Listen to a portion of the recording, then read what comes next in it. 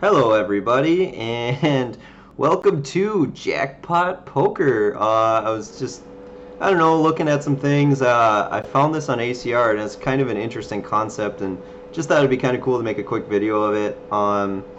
They have anywhere from, I believe, $1 up to $40, which are pretty much turbo sit and goes. You start with 500 in chips, and the blinds move up really quickly. So you're in shove fold mode very fast.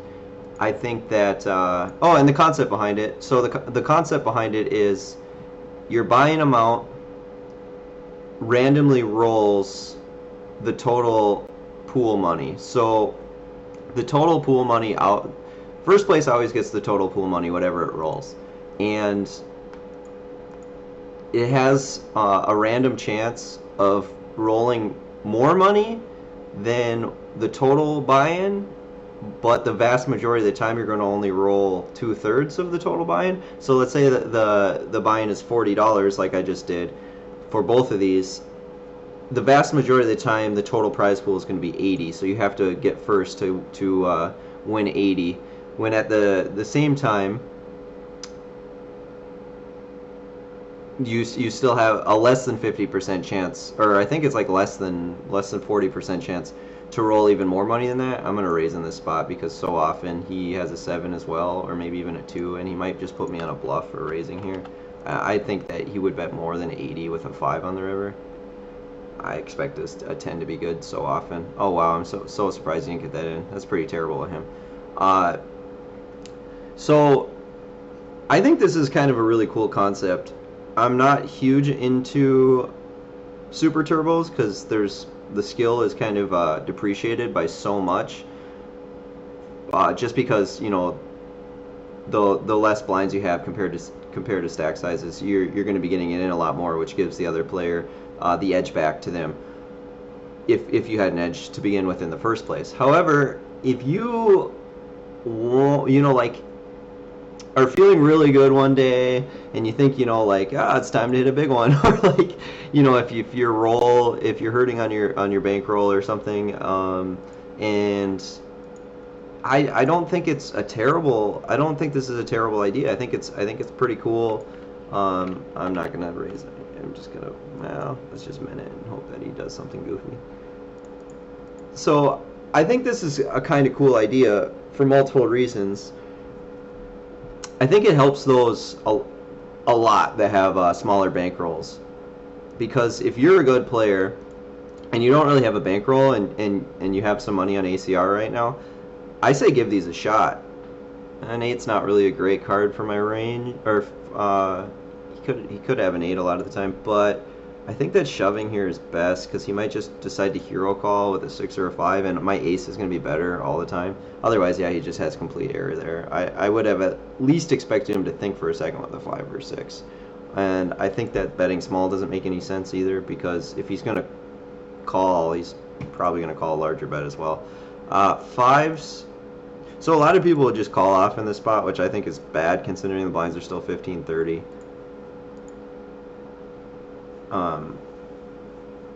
Yeah, being super aggressive in these is really important because the blinds go so fast.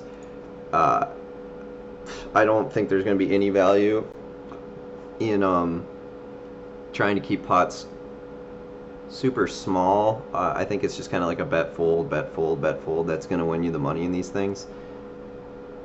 I think you can small ball a little bit and try and pot control like I am here with 9-10, because it's kind of like a 50-50 where he has a queen. Yeah, I mean, and he's going to be check calling that river so often anyway. It's like don't ever try and bluff people off spots where they're definitely check calling, especially in these things. I don't think there's any value.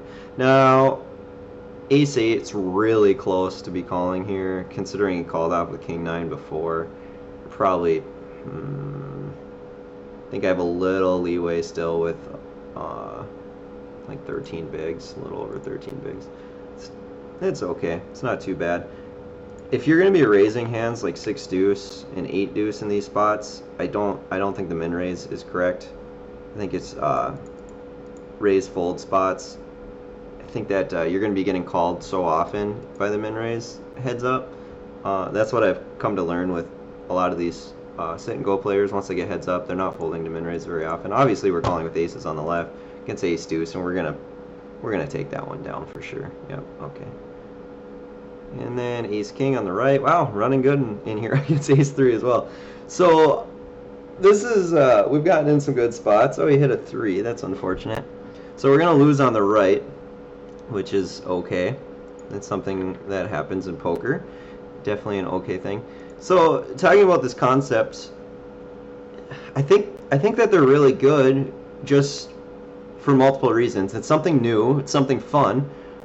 I I think it's cool that they came up with this idea. It's definitely interesting. It kind of intrigued me a little bit. I won't be playing them very often just because I'm going to be playing some higher games. But for those of you who are good sit and go players, or for those of you who are taking a shot, or even for those of you who are, like I said, are feeling really good, and you're someone who like gets really lucky, or is just known to be the guy that like goes to the casino and hits the bad beat, or wins the lotto ticket or something like that. You never know. I mean, you take a shot in this, and I think the most that this $40 one can hit is like 100,000.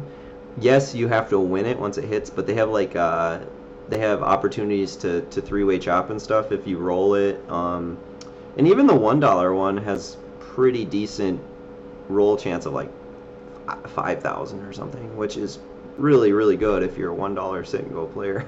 That's pretty amazing. I'm gonna start my raise sizes to 100 no matter what I have. This is gonna be a raise fold spot for me.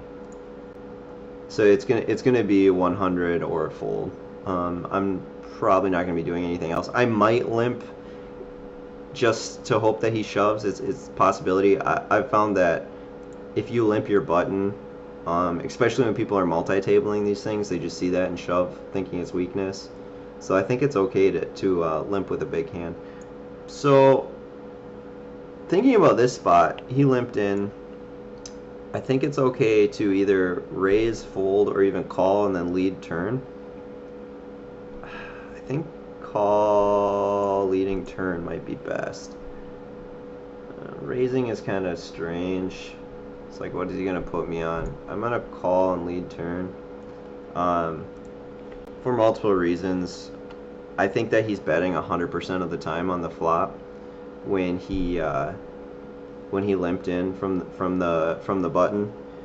I just have like no strength whatsoever checking the big, and I think that check raising I would like have to have two pair or a flush draw, which yeah, if he has nothing he might just fold, but he also might just grow some balls with like a straight draw or something, like a gut shot or whatever, and just shove it, and then I have nothing and forced to fold. Okay, so yeah, Jackpot Poker, everybody. I think check it out. I think it's definitely worth it. If you're on ACR already, I think the benefits to it are if you're having a rough session and you need a break, because it's kind of fun. I think it's cool. The concept is cool. It's like I said, it's something new. I think I'm gonna check call on this spot. I don't know how often he goes running clubs. I should win. Yeah, okay. I was seeing if he'd man up there and bluff that club. I was probably going to check call. Now that the blinds are 25-50, there's no reason in even raising smaller amounts. It's like all in or fold. At this point when he's only got like 7.5 bigs, he might as well just be getting it in. And when you're a big stack in these super turbos against these smaller stacks, you just want to lean on them. Lean, lean, lean, lean, lean, lean, lean. I don't know if you've noticed that, but that's what I've been trying to do. Just like lean in small pots and try and not stack off with the worst hand against them. I can't tell you how many times I've turned it around with smaller stacks against big ones in these things because they just get it in with everything, which I don't think is correct. This hand is probably correct. 405 into 505. I think that he's shoving super, super, super wide. So, and he shows up with ace king, which is unfortunate, but I'm still going to win this enough of the time where I think it's a correct call. And he wins. Okay. Obviously, knowing that he has ace king, I would have folded then. But I think that he was shoving so wide.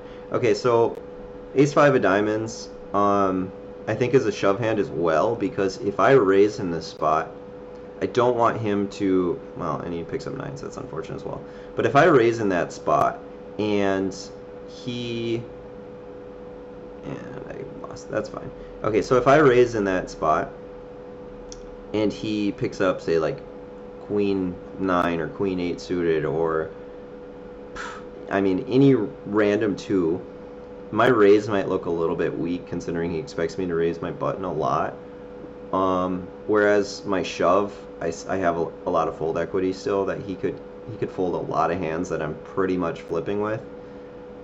And he might decide to call a raise with random hands or even shove over top thinking that I might fold, which I don't want that with ace 5. And if you can pick up chips with avoiding like a straight up coin flip spot, you might as well. Well, anyway, unfortunately we lost both. Kind of ran bad on the right, and then on the left it was kind of standard spots. I can't be too upset about it. At least we thought it through and did the right thing. I hope you all enjoyed. Go check out Jackpot Poker if you got a chance. Get out there, make some money. You all have a good one.